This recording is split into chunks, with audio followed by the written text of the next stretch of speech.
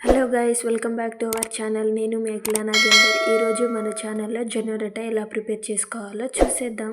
ఈ వీడియో కనుక మీకు నచ్చితే లైక్ అండ్ సబ్స్క్రైబ్ చేసుకోండి. జొన్న రొట్టె అనేది మెత్తగా ఉండాలి అంటే ఈ వీడియో మొత్తం చూడండి ఫ్రెండ్స్, మీకే అర్థమవుతుంది. ప్రాసెస్లోకి వెళ్ళిపోదాం. ఒక గిన్నెలో వాటర్ పోసుకొని ఇలా మరిగించుకోవాలి. ఇలా మరిగించుకున్న వాటర్ని జొన్న పిండిలో కొంచెం కొంచెం పోసుకుంటూ పిండిని ఇలా కలుపుకోవాలి. పిండిని కలుపుకునేటప్పుడు బాగా మెత్తగా కాకుండా కొంచెం పొడి పొడిగా ఉండేటట్లు కలుపుకోవాలి. అన్నారు కదండి, వీడియోలో చూపిస్తున్నట్టుగా కలుపుకోవాలి. పిండి అనేది బాగా లూజ్గా కలుపుకుంటే జొన్న రొట్టెలు అనేది పర్ఫెక్ట్గా రావండి. కాబట్టి జొన్న పిండి కలుపుకునేటప్పుడు చూసుకొని కలుపుకోండి. వీడియోలో చూపిస్తున్నట్టుగా ఇలా పొడి పొడిగా ఇలా కలుపుకోండి. జొన్న రొట్టెలు చేసుకునేటప్పుడు పిండి అనేది కొంచెం వేడివేడిగానే ఉండాలి, అయితే పర్ఫెక్ట్గా వస్తుంది.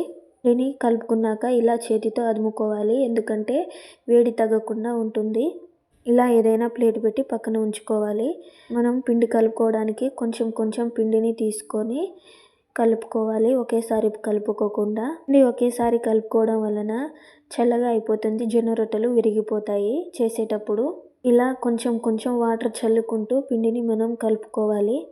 చూస్తున్నారు కదా ఫ్రెండ్స్, పిండిని మనం ఇలా కలుపుకోవాలి. పిండి కలుపుకునేటప్పుడు ప్లేట్కి అతుక్కుపోతూ ఉంటుంది పిండి. అలాంటప్పుడు చేతి మీద కొంచెం ఆయిల్ అప్లై చేసుకొని ఇలా పిండిని కలుపుకోవడం వలన పిండి అనేది అతుక్కుపోకుండా ఉంటుంది. మనకు కావాల్సినంత పిండిని తీసుకొని ఇలా ముద్దలాగా చేసుకోవాలి. ఇలా వీడియోలో చూపిస్తున్నట్టుగా ఇలా పిండిని ఇలా మనం కలుపుకొని ఇలా చేసుకోవాలి. మనం జొన్న రొట్టె చేసేటప్పుడు మనకి షాపింగ్ మాల్లో వస్తుంది కదా, ఆ కవర్ని రౌండ్గా కట్ చేసుకోవాలి. ఇలా రౌండ్గా కట్ చేసుకున్న కవర్ని మనము ఎప్పుడు జొన్న రొట్టె చేసుకోవాలి అనుకున్నప్పుడు అలా చేసుకోవచ్చు. దీని మీద పైన ఆయిల్ అప్లై చేసుకోవాలి. ఆయిల్ అప్లై చేసుకోవడం వలన పిండి అనేది కింద అతుక్కోదు. అంతే అండి. ఇలా మనకు ఎంత సైజు కావాలి అనుకుంటే అంత సైజు జొన్న రొట్టెను మనం సింపుల్గా చేసుకోవచ్చు. చేతికి కొంచెం ఆయిల్ అప్లై చేసుకుంటూ కొంచెం వాటర్తో చేతిని తడుపుకుంటూ మనం ఇలా రెండు వైపులా తిప్పుకుంటూ జొన్న రొట్టెను సింపుల్గా ప్రిపేర్ చేసుకోవచ్చు. జొన్న రొట్టె అనేది మనం ఎంత పలుచగా చేసుకోవాలి అనుకుంటే అంత పలుచగా చేసుకోవచ్చు.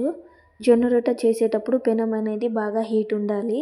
మనం పిండిని కలుపుకునేటప్పుడే పెనంని హీట్ చేసుకుంటే మంచిది. ఇలా పెనం మీద వాటర్ చుక్కలు వేస్తే ఇలా ఉంటే పర్ఫెక్ట్గా వేడైనట్టు.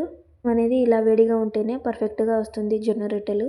ఇలా జొన్న రొట్టెలు వేసేటప్పుడు ఇలా ప్లేట్ పెట్టుకొని మనం సింపుల్గా జొన్న రొట్టెను పెనం మీద వేసుకోవచ్చు. మీకు వస్తే చేత్తో కూడా ఇలా పెనం మీద వేసుకోవచ్చు. జొన్న రొట్టె అనేది మంచిగా కాలిన తర్వాత ఇంకోవైపు తిప్పుకోవాలి. జొన్న రొట్టె అనేది మంచిగా కాలక ముందే మనం తిప్పుకుంటే అది మొత్తం విరిగిపోతుంది. అంతే అండి, చాలా సింపుల్గా మనం జొన్న రొట్టెలు ఎంత అంటే అంత ప్రిపేర్ చేసుకోవచ్చు. ఇలా రెండు వైపులా తిప్పుకుంటూ జొన్న రొట్టెను మంచిగా కాల్చుకోవడమే. అంతే అండి, చాలా సింపుల్గా ఇలా జొన్న రొట్టెను ప్రిపేర్ చేసుకోండి. ఈ వీడియో కనుక మీకు నచ్చితే లైక్ అండ్ సబ్స్క్రైబ్ చేసుకోండి ఫ్రెండ్స్. వీడియో మీకు నచ్చిందనే అనుకుంటున్నాను. వెళ్తూ వెళ్తూ ఒక లైక్ ఇచ్చుకోండి. మరో వీడియోతో మీ ముందుకు వచ్చేస్తాను.